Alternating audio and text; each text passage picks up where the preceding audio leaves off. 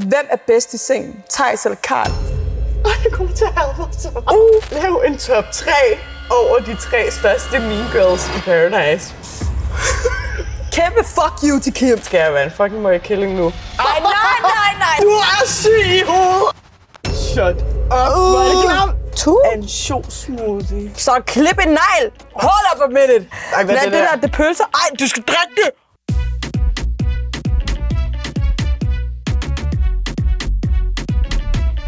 Hvis vi vælger ikke at svare på det spørgsmål, som vi stiller til hinanden, så skal vi altså spise, eller drikke, eller gøre noget ubehageligt. Udin, nu skal du have et spørgsmål. Men hvis du ikke vil svare på det, så synes jeg, at du skal... hvad skal du have? Jeg synes, du skal tage en tår af den der bandit der. Det var ansjovsmoothie. Ja. Hvad? Hvad er din body count? Med min body count? Ja. 13. Har du tal på det? Ja. Okay, crazy. Jeg har også en ranking. Det vil vi gerne høre. Flækker. Jeg fortæller ikke min ranking, fordi det stod ikke i spørgsmålet. Siger det bare. Jeg synes jo, at body count, det er en ting, det er pisse lige meget. Men nu er jeg jo personligt selv 25, så... Det vil også være underligt, sådan der, hvis jeg var sådan, I have never touched anyone. Prøv at kigge på Reddit. Du kan se mig have sex på tv. Sex er sundt. Sex er vigtigt. Vi alle har det. Og dem, der ikke har det, det er jo nok også, fordi de ikke er gamle nok. Og det er fair. That's gross. Eller de grimme. Eller at det, men jeg synes 100%, at det er noget, vi burde være mere åbne om. Fordi hvis drenge kan sidde og bolde 250 mennesker, som vi kender nogen, der lidt gør. Jeg tror ærligt ikke på... Nej. Stop en held. De der fyre, ikke? Der siger, de har en body count på sådan noget plus 200. Og hvis det er sådan specifikt 252. Bro, sådan der, du kan ikke bilde mig ind, at du har tal på det der. Altså, du har sådan der lost track for lang tid siden. Nogle gange siger de, man kan tage pigerne fra. Man kan tage pigerne fra. Det er rigtigt. Det har jeg prøvet før. Altså, de hvem siger tæller det? det også. Altså, hvorfor er det, kvinder hele tiden skal undertrykke? Selv body count. Så er det min tur. Og så skal jeg jo tænke lidt, hvad jeg vil give dig. Så synes jeg selv, du skal prøve den der. Ja. Så er det sådan en lille hævn? Ja. Ej, den er stræk. Ej, er den? Ja. Jeg ligger og sagen. Hvem er bedst i sengen? Theis eller Karl? Det er Theis. Karl, jeg skal drikke den her, hvis jeg ikke smider dig under bussen. Og Theis er bedre. Så mig og Karl har kun haft sex i en meget, meget beruset tilstand. Ja. Og jeg mener ikke, at drunk sex is fun sex. Det er det ikke sådan der. Det er bedre, når man er ædru. Og måske også, hvis der er nogle følelser. Karl er også lidt en søstjerne. Jeg kommer til at have mig så meget. Altså, jeg synes jo, at Karl er et dårligt knald. Det gør jeg. Men Theis er bedre. Altså, Theis er ikke det bedste, jeg har haft, men han er heller ikke det værste. Du får et spørgsmål af mig, og hvis du vælger ikke at svare på det, så synes jeg, at du skal børste tænder i leverpostej. Okay? Hvorfor sluttede din fløjt med Louise Hjort? Det var mig, der tog steppet, og så sluttede det, og så tog jeg til Paradise. Der var bare nogle forskellige veje. Det er lidt ligesom normale fløjt, hvis man kan sige det på den måde. Så er der bare nogle gange, hvor det ikke lige helt passede. Jeg tror også bare, at jeg bedre kunne lide hende som min veninde. Men hun er skideskøn. Rosa, ikke? Hun har afvist. Nej, du skal ikke. Hjernedøde mennesker. Sådan personer, som hele verden drømmer om at være sammen med, har hende der afvist. Og det er uden pæs. Jeg har set beskeder. Lad os bare sige, det vil nok gå rimelig amok. Altså, da jeg så, at du havde afvist den person, der var jeg ikke sådan der. Jamen, jeg gad ikke! Altså, I got a boyfriend. Ja, og det var sådan, det skal være. Og så er det ikke min skyld, du inviterer mig til Italien. Hvorfor slog dig og Lucas Buccardi op? Jeg har hørt, det er sammenpresset griserøv på dås.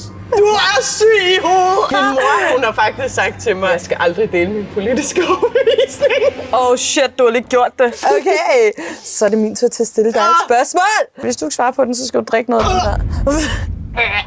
Pølser. Nej. Pølsesauce. Nu læser Kom med det. Okay.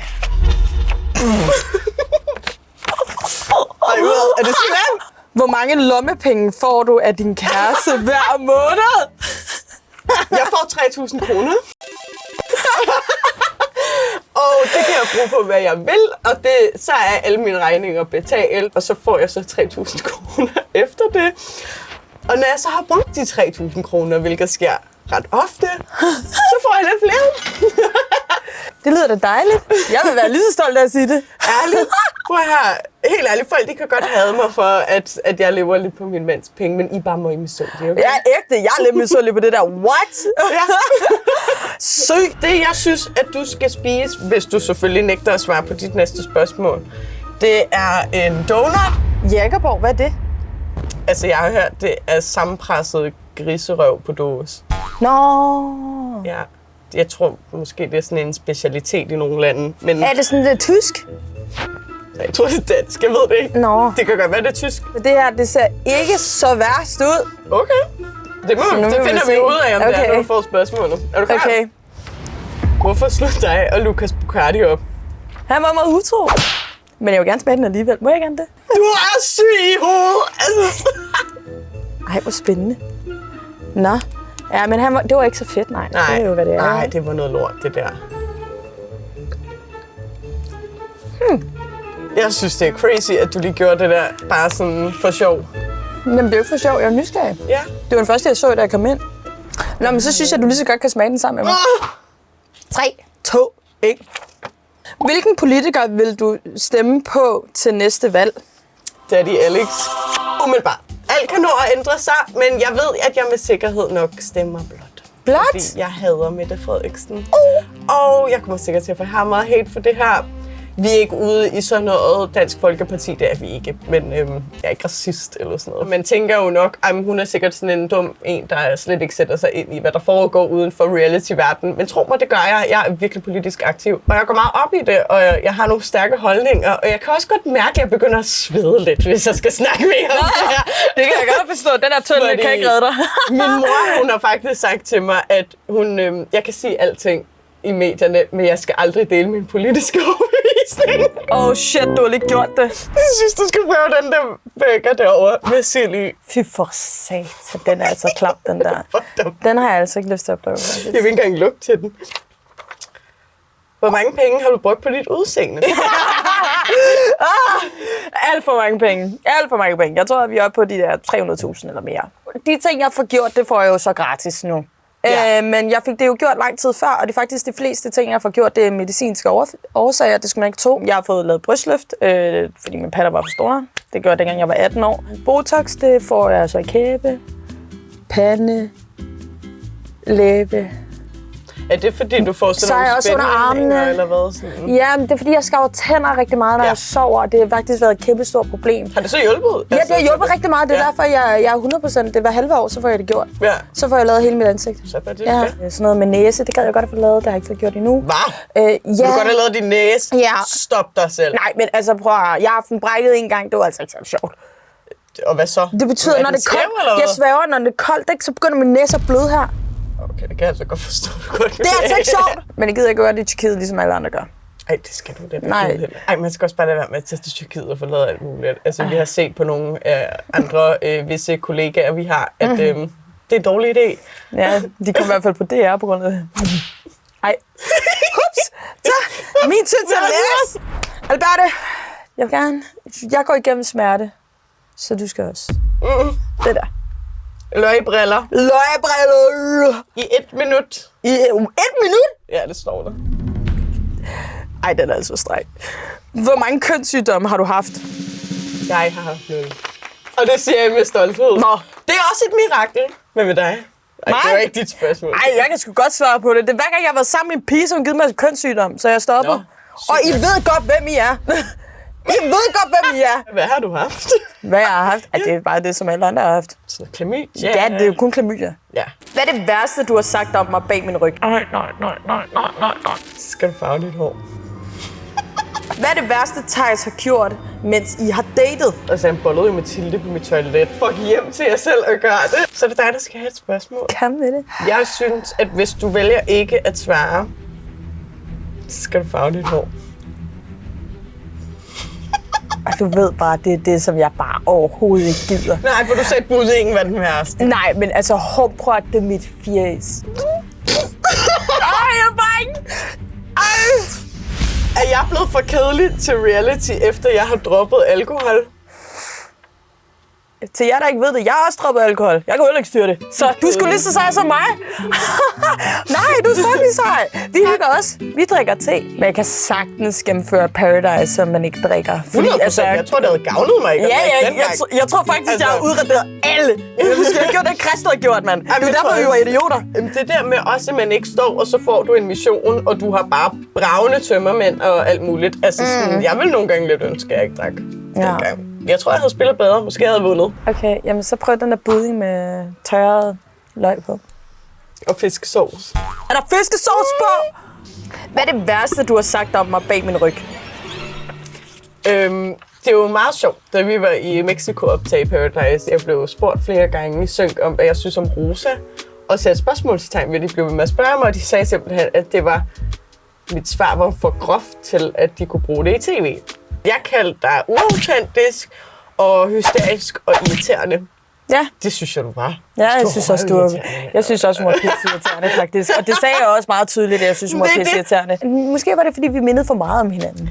Ja, og så tror jeg, at vi blev spillet ud mod hinanden. Ja, 100%. Og altså, sådan, man agerer også på en anderledes måde, når der er 500.000 kroner på højkant. Jeg var personligt kommet for at vinde, så jeg ville gøre alt i min magt. Og alt, hvad jeg gjorde og sagde derinde, det var jo selvfølgelig mig selv og mit autentiske jeg. Men jeg gjorde det også med den bagtanke, at jeg skulle vinde 500.000. Så man opfører sig på en anderledes måde der, end man ligesom gør i virkeligheden. Ja. Og i virkeligheden, der elsker jeg dig. Yeah. Du er fantastisk. En lille måde. Ej, skal jeg være en fucking møgkilling nu? Vil du hade mig for evigt, hvis jeg giver dig budding med fiskesauce? Det er nok en periode. Jeg kan leve med det. Nej. What did you do? Nej. Lav en top 3 over de 3 største mean girls i Paradise. Top 3, det er meget nemt. Okay, jeg vil sige, at der begynder at hænge folk ud. Sådan, Nej, de har hængt mig ud. Fuck det der. Kim! Kim! Ja, I havde problemer. Kæmpe fuck you til Kim. Det, at du klager over mig, sætter på story og min fucking lasagne, så har vi bare beef. Christel, hvis du synes, det er fedt at gøre andre ked af det, sorry, not sorry, det går jeg bare igen for. Ja, Regitze, jeg ved, du vil have vuttet mig ind. Fair nok. Men derfor, så er den ikke helt god. Du er glad for, at det var kamera på den? Ja, nej. Så er det, men ja, det er bare det. Det var det. Kim, du vil altid være på førstepladsen. Ja. Vi har bare beef, mig og Kim. Så er det jo mig! Ja. Jamen, så sker der den der. Ja, det forstår jeg godt. Så hvis du vil få mig til at spise noget af den her fiskesauce løgting, så kan du godt prøve noget af det. Altså, det synes jeg er fair. Det synes jeg er helt fair. Jeg havde gjort det samme måde, da jeg det er kun 50-50, ikke? Vi gemte det bedste til sidst. Ej, Hvad er det værste, Theis har gjort, mens I har datet? Altså, jeg bollede jo Mathilde på mit toilet, men der havde vi stoppet den. Stadig sygt upassende. Like, fuck hjem til jer selv at gøre det. Vi kom jo hjem fra Paradise, og så tror jeg, han havde 10 dage i Danmark, før han så tog afsted og var guide.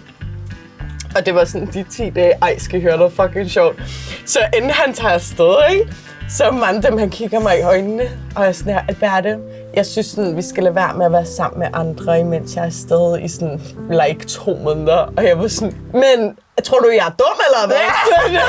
Jeg ved da godt, hvad du skal ned og lave. Ja, jeg ved jo det godt. Og så var jeg bare sådan, altså hvis du bare gider at lade være med at stikke den ind i folk, jeg kender, så kan jeg leve med det. Sådan der. Og så forlod han begge Mathilderne, og jeg...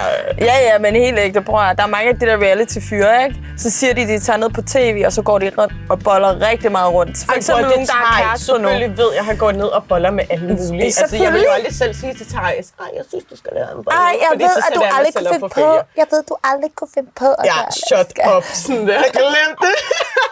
Fortryder I har sagt så meget, så? Det gør jeg måske senere. Ikke lige nu. Ja, jeg ved det ikke. Altså, jeg står beside what the fuck I said.